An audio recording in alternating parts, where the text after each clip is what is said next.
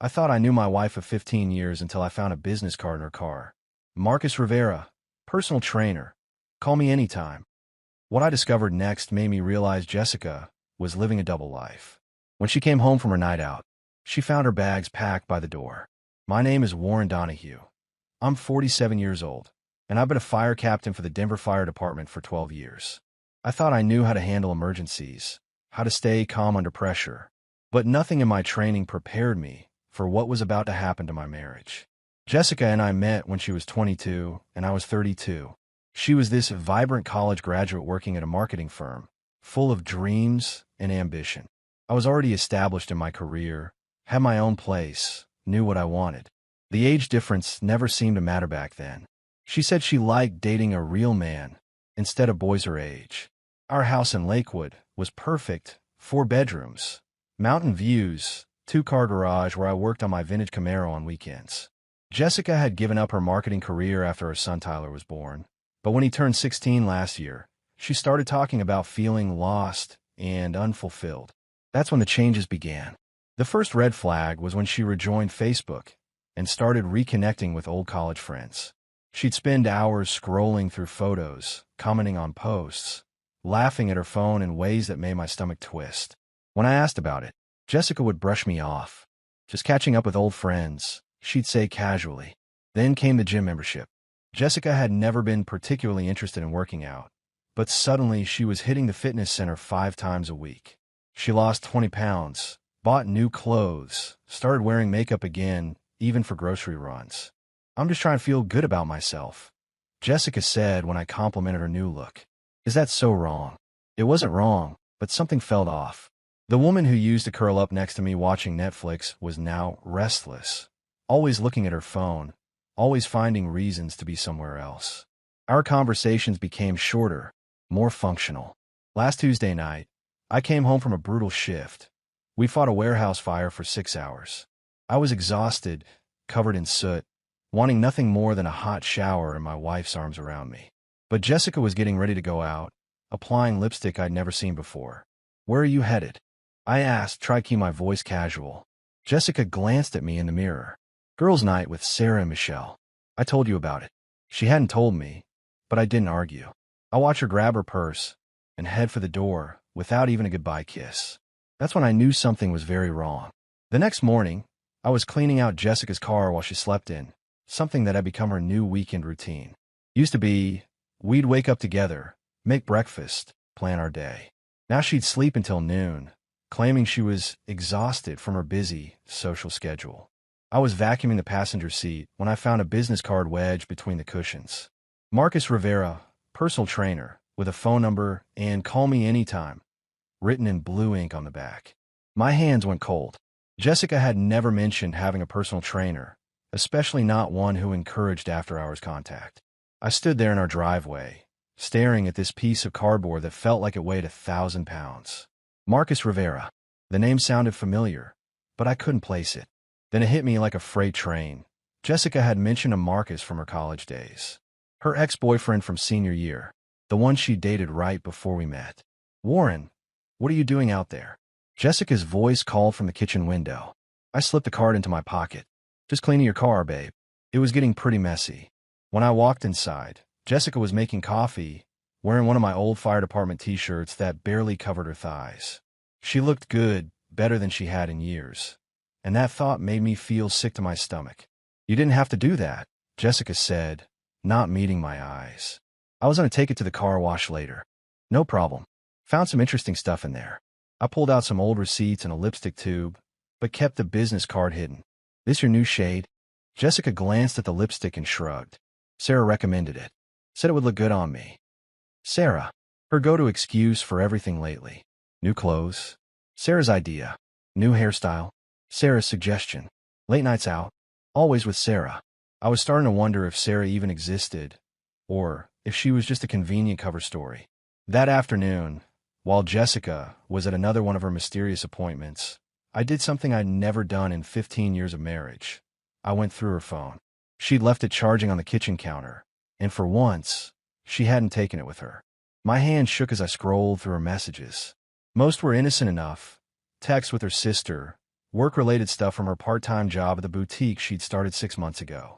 But then I found a thread that made my blood run cold. The contact was listed as M, with a fire emoji. The messages went back weeks, maybe months. Flirty banter, inside jokes, plans to meet up. And then the most recent exchange from yesterday. Can't wait to see you tonight. It's been too long. Same here. Warren will be at the station late, so we'll have plenty of time. I read that line 3 times before it sank in. She'd been using my work schedule to plan meetings with this guy. Every late shift, every overnight at the firehouse. She'd seen it as an opportunity. The worst part wasn't the betrayal itself. It was realizing how carefully she'd planned it all. I couldn't focus on anything for the rest of the day. The business card felt like it was burning a hole in my pocket, and those text messages kept replaying in my mind. When Jessica came home around dinner time, she was glowing in that post-workout way that now made perfect sense. "How was your appointment?" I asked, trying to keep my voice steady.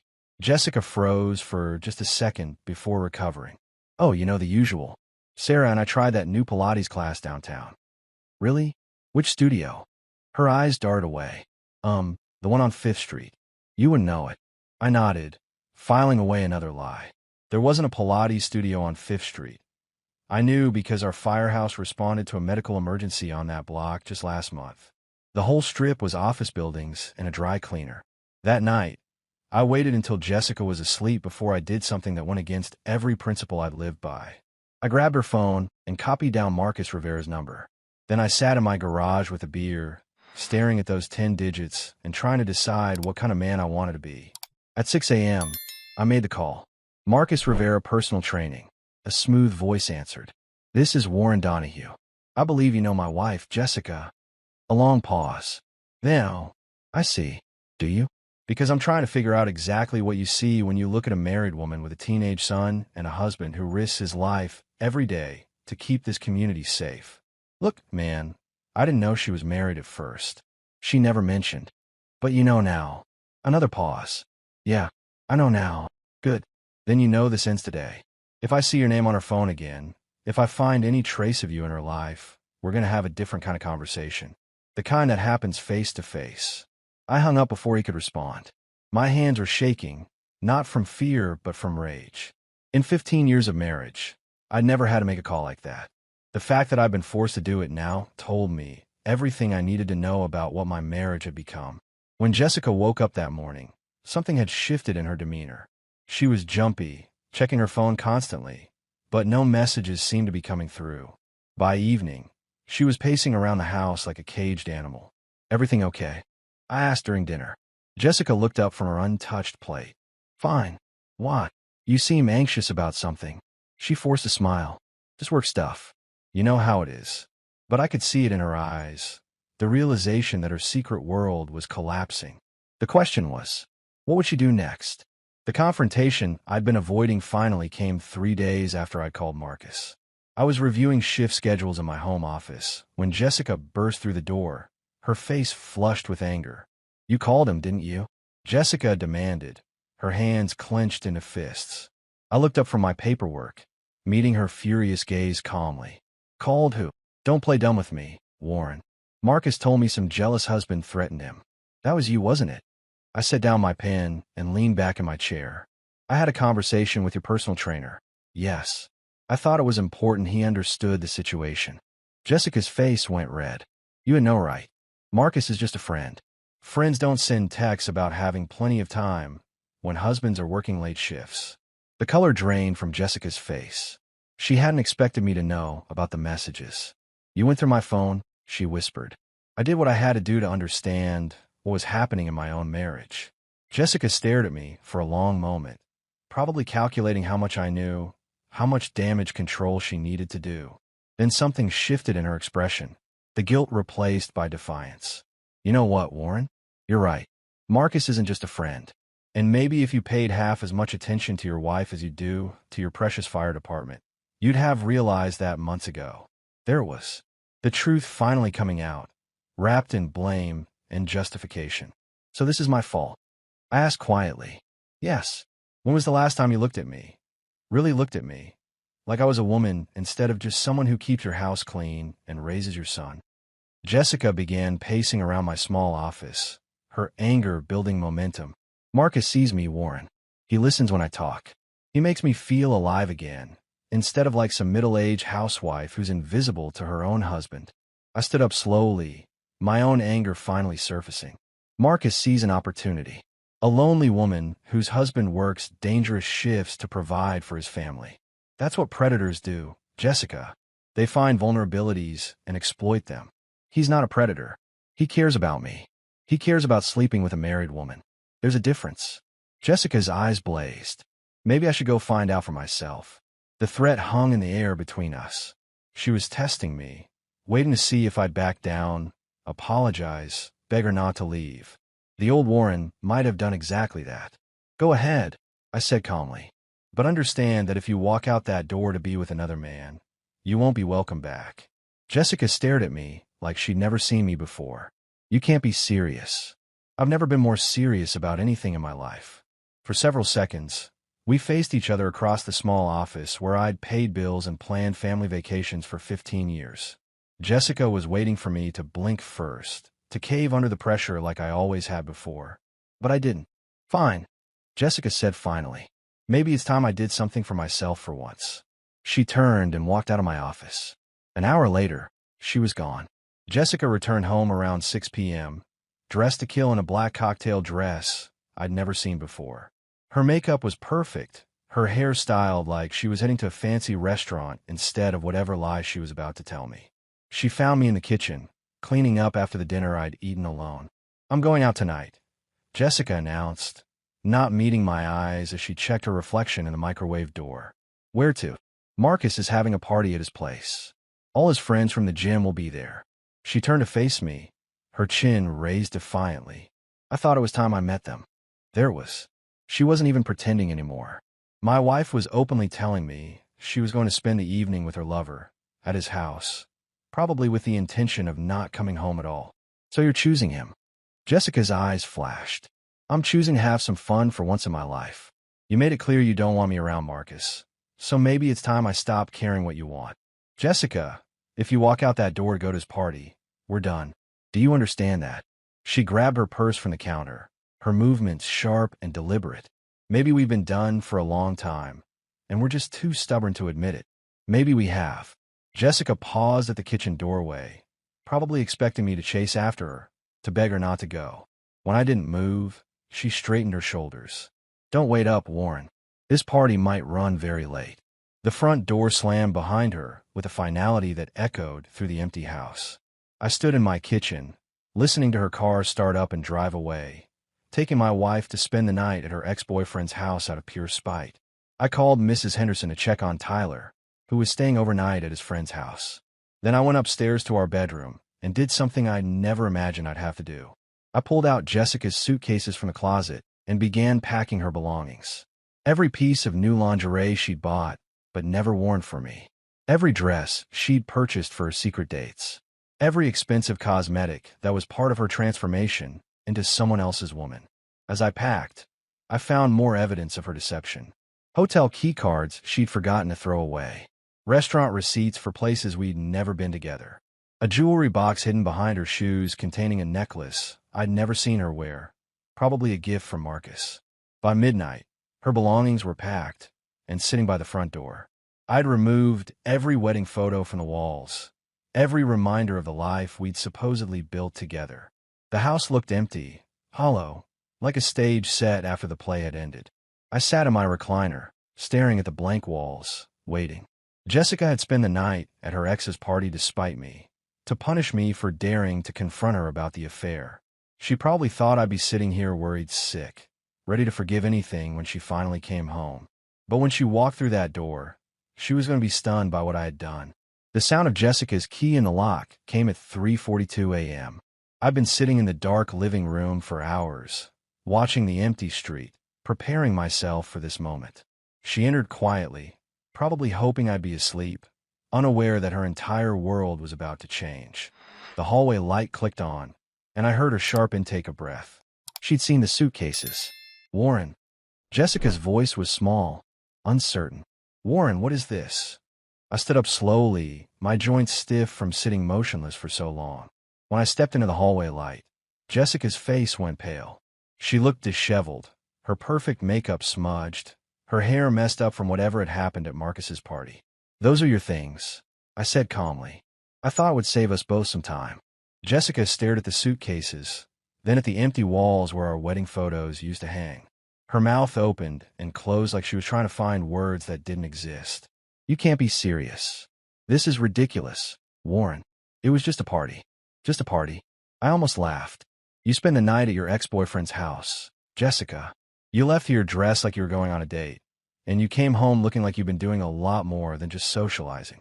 Jessica's hand went instinctively to her hair, trying to smooth down the tangles. "Nothing happened. We just talked, and I fell asleep on his couch." "With your lipstick smeared and your dress wrinkled?" "Try again." The lies were getting more desperate now. She could see that her usual manipulation tactics weren't working, that something fundamental had changed while she was gone. "Warren, please. Let me explain." "Explain what?" "That you chose him over me? That you went to his party specifically to hurt me? That you probably spent the night in his bed while I was here packing your belongings?" Jessica took a step toward me, her hand extended like she wanted to touch me, to comfort me back into compliance. "It's not what you think. It's complicated." "No, Jessica. It's actually very simple." I picked up one of her suitcases and opened the front door. "You made your choice tonight. You chose to spend the night with another man instead of coming home to your husband." The cool night air rushed in, carrying the scent of autumn and the promise of a new beginning. Jessica stood frozen in the doorway, staring at me like she'd never seen me before. "You're really throwing me out? After 15 years? You threw yourself out the moment you decided to betray our marriage vows." I set her suitcase on the porch. "I'm just making it official." Jessica's eyes filled with tears, but they looked more like tears of frustration than genuine remorse. "Where am I supposed to go?" I picked up the second suitcase and placed it next to the first. "I'm sure Marcus will be happy to help you figure that out. You two seem to have plenty to talk about tonight." Jessica stepped onto the porch, her heels clicking against the concrete. She looked back at me one last time, probably searching for some sign that I might change my mind. "This isn't over, Warren." "Yes," I said quietly, "it is." I closed the door and turned the deadbolt. Through the window, I watched Jessica stand there for several minutes, probably waiting for me to open the door and take her back like I always had before. But this time was different. This time, she had pushed too far. Eventually, she picked up her suitcases and walked away into the night she had chosen over our marriage. I woke up on the couch at 6 a.m., my neck stiff from sleeping in an awkward position. For a moment, I forgot what had happened the night before. Then I saw the empty walls where our wedding photos used to hang, and reality crashed back down on me. Tyler's bedroom door was still closed when I walked upstairs. Good. I needed coffee and time to think before explaining to my 16-year-old son why his mother's belongings were no longer in our house. The kitchen felt different without Jessica's morning routine. No coffee maker programmed, start at 5:30. No breakfast dishes in the sink. No perfume lingering in the air from her getting ready for work. Just silence and the weight of decisions that couldn't be undone. My phone buzzed with a text message. "Jessica, we need to talk. This is insane." I deleted it without responding. Another message came 5 minutes later. "Tyler doesn't deserve this. Think about what you're doing to our son." That one made my blood boil. Now she was concerned about Tyler. Where was that concern when she was sneaking around with other men, using my work schedule to plan her betrayals? I heard Tyler's alarm go off upstairs, followed by the familiar sounds of a teenage boy getting ready for school. Heavy footsteps, running water, the clatter of him grabbing something from his dresser.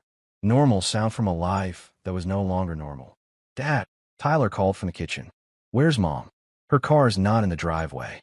I found him standing by the empty coffee maker, looking confused and slightly worried. He was dressed for school, backpack slung over one shoulder, car keys in his hand. Just a regular Thursday morning for him. Except nothing about this morning was regular anymore. "Sit down, son. We need to talk." Tyler's expression shifted from confusion to concern. "Is Mom okay? Did something happen?"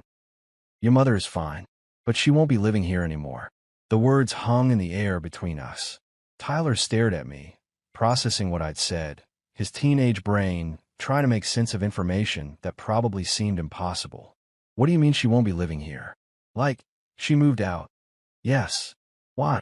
That was the question I'd been dreading. How do you explain to your son that his mother had chosen other men over her family? How do you protect him from the ugly truth while still being honest about why his world was falling apart?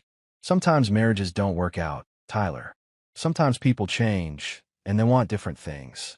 Tyler sat down heavily at the kitchen table. Are you getting divorced? Probably. We sat in silence for several minutes.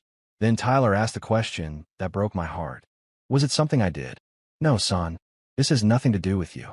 This is between your mother and me. Tyler nodded, but I could see the confusion and pain in his eyes. Can I still see her? Of course. She's still your mother. But even as I said it, I wondered what kind of mother Jessica would choose to be now. 3 days passed in relative peace. Tyler went to school, I went to work, and we established a new routine that didn't include Jessica. She'd sent a dozen text messages that I'd ignored, left voicemails I deleted without listening to, and even had her sister call me to talk sense into the situation. I wasn't interested in talking sense. I was interested in moving forward. On Saturday morning, I was working on my Camaro in the garage when a silver BMW pulled into my driveway. I didn't recognize the car, but I recognized the woman who got out of the passenger seat. Jessica looked different, tired, stressed, like she'd been crying. The man driving was someone I'd never seen before, tall and well-dressed, probably in his 30s. This had to be her latest conquest. Jessica approached the garage cautiously, like she wasn't sure of her welcome. She wasn't. Warren, we need to talk, Jessica said. No, we don't. I kept working on the engine, not looking up. This is Derek, Jessica continued, as if I'd asked. He's been helping me through this difficult time. I finally looked up, studying the man who was apparently Jessica's emotional support during the aftermath of her affair. He looked uncomfortable, like he'd rather be anywhere else, which told me he probably had some sense of decency. More than I could say for my wife. Derek, I said, nodding politely. I'm Warren, Jessica's husband. Derek's face went red. Look, man, I know this is awkward. Awkward. I stood up, wiping my hands on a shop rag. My wife having another man drive her in my house is awkward. That's an interesting way to put it. Jessica stepped between us. Warren, please.